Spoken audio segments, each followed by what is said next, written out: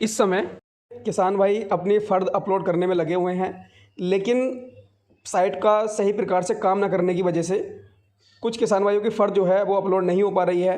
काफ़ी सारे किसान भाइयों की अपलोड हो चुकी है, लेकिन कुछ की साइट ना चलने की वजह से फ़र्द अपलोड नहीं हो पा रही है। तो जिन किसान भाइयों का डाटा खुल रहा है, यानी कि उनका OTP डालने के बाद पूरा फार्म खुल के आ जाता है, तो वहाँ पर जो खतौनी का विवरण होता है उसको किस प्रकार से आपको भरना है, क्योंकि वहाँ पर कुछ बिंदु ऐसे हैं जो कि किसान भाइयों को नहीं पता होता है कि यहाँ पर क्या भरना है। जैसे कि उसमें लैंड वेस्टिंग डेट का ऑप्शन है और दूसरा आइडेंटिटी ऑफ प्रीवियस ओनर। तो आज इसी के बारे में मैं यहाँ पर आपको बताने वाला हूँ कि वहाँ पर आपको क्या चीज़ भरनी है, जिससे कि आपका जो आवेदन है वो पूरा हो जाए और इस योजना में आपका पंजीकरण हो जाए। वीडियो को लास्ट तक देखना है और अच्छे से समझना है।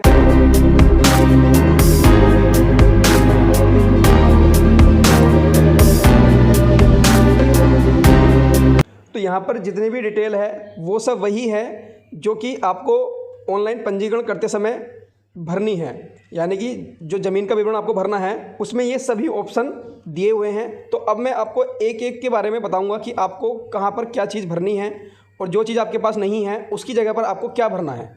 तो सबसे पहले आता है यहाँ पर खसरा नंबर। तो खसरा नंबर सभी किसान भाइयों को पता है, तो वो खसरा नंबर यहाँ पर आप डाल देंगे। खतौनी नंबर वो भी आप यहाँ पर डाल देंगे। आपके पास कितनी ज़मीन है हेक्टेयर में उसको डाल देंगे यहाँ पर। उसके बाद यहाँ पर आता है लैंड ट्रांसफ़र स्टेटस। इसमें दो ऑप्शन दिए हुए हैं, 2019 से पहले और 2019 के बाद। इसका मतलब है कि आपके नाम ज़मीन कब आई है, 2019 से पहले या 2019 के बाद। अगर आपके नाम 2019 से पहले आई है तो आप 2019 से पहले वाले पर टिक करेंगे, और 2019 के बाद आई है तो वहाँ पर आपको 2019 के बाद वाला ऑप्शन भरना है। तो यहाँ पर लैंड ट्रांसफ़र स्टेटस क्लियर हो गया है। अगला आता है लैंड ट्रांसफ़र डिटेल। इसमें 5 ऑप्शन दिए हुए हैं कि आपके नाम जो ज़मीन आई है वो किस माध्यम से आई है, मतलब किस प्रकार से आपके नाम ज़मीन आई है। उसमें लिखा हुआ है पति/पत्नी की मृत्यु के बाद, यानी कि अगर पत्नी है तो पति के बाद आई है और पति है तो पत्नी के बाद आई है। तो इस तरीके से यहाँ पर ऑप्शन दिया हुआ है, पति या पत्नी की मृत्यु के बाद आई है तो आपको पहले वाले ऑप्शन को भर लेना है। और अगर माता/पिता की मृत्यु के बाद, यानी कि माता या पिता के बाद आपके नाम ज़मीन आई है तो दूसरे वाले ऑप्शन को आपको सेलेक्ट कर लेना है। तीसरा ऑप्शन यहाँ पे वसीयत का। वसीयत मतलब किसी व्यक्ति ने जीते जी आपके नाम ज़मीन की है, अगर इस प्रकार से आपके नाम ज़मीन आई है तो आप वसीयत वाला ऑप्शन जो है वो भर लेना है। अगला आता है क्रय भूमि।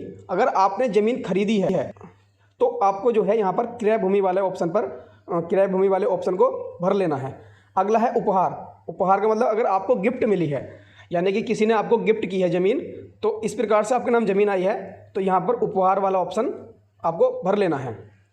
उसमें इंग्लिश में लिखे हुए हैं, कोई दिक्कत नहीं है, यहाँ पर हिंदी में लिखे हुए हैं। सेम वही चीज़ है जो आपको ऑनलाइन करते समय मिलेगी। तो ये आपका लैंड ट्रांसफ़र डिटेल वाला कंप्लीट हो गया है। अब आता है जो इसमें जो 2 मुख्य ऑप्शन है जो सबसे महत्वपूर्ण है, वो है आपका लैंड डेट वेस्टिंग और दूसरा है आपका आइडेंटिटी ऑफ प्रीवियस ओनर। तो सबसे पहले बात करेंगे लैंड डेट वेस्टिंग। इसका मतलब है कि आपके नाम ज़मीन कौन सी तारीख में आई है, क्योंकि काफ़ी सारे किसानों के नाम ज़मीन सालों पहले आ चुकी है। अब उनको ध्यान भी नहीं है कि कौन सी तारीख में आई है। जो सन होता है वो तो एक बार को याद रहता है कि 2008 में आई है, 10 में आई है, 11 में आई है, लेकिन तारीख निश्चित नहीं होती है कि कौन सी तारीख में आई है। तो ऐसे में आपको क्या काम करना है यहाँ पर, वो यहाँ पर मैं बता देता हूँ। यहाँ पर आपको सन अगर आपको याद है तो केवल आपको यहाँ पर लिखना है 1/1/2018, 1/1/2005, 1/1/2003, जो भी आपका सन होगा उसके आगे केवल आपको 1/1 इस तरह से लिख देना है। अगर आपको तारीख निश्चित याद नहीं है तो इस तरह से यहाँ पर लिख करके आप इसको भर सकते हैं। लैंड डेट वेस्टिंग वाला आपका मैंने क्लियर कर दिया है। अगला आता है आइडेंटिटी ऑफ प्रीवियस ओनर। ये बहुत ही महत्वपूर्ण है, क्योंकि यहाँ पर जो है भरना भी ज़रूरी है, लेकिन आपके पास जिससे आपने ज़मीन खरीदी है उसका आधार कार्ड, अगर मान लिया वो किसान काफ़ी साल पहले मर चुका है और उस समय पर आधार कार्ड भी नहीं बनते थे, तो अब यहाँ पर उसका आधार कार्ड कैसे लाएंगे, क्या भरेंगे इसमें। तो इसका मतलब यही है कि आपने जिससे ज़मीन खरीदी है उसका आधार यहाँ पर डालना है। अगर किसी ने 2018 में, 17 में, 16 में खरीदी है तो उसका आधार कार्ड तो मिल जाएगा आसानी से। तो उनके लिए सबसे अच्छा तरीका मैं बता देता हूँ। यहाँ पर ऐसे किसान भाइयों को कोई भी 12 अंकों की संख्या भर देनी है। आपको यहाँ पर कोई भी 12 अंकों की संख्या भरनी है और यहाँ पर उसको सबमिट करा देना है। अगला ऑप्शन इसमें दे रखा है, तो आइडेंटिटी ऑफ प्रीवियस ओनर वाला ऑप्शन भी मैंने आपको क्लियर कर दिया है। तो यहाँ पर कोई भी 12 अंकों की संख्या भर देंगे। उसके बाद यहाँ पर आता है पट्टा नंबर।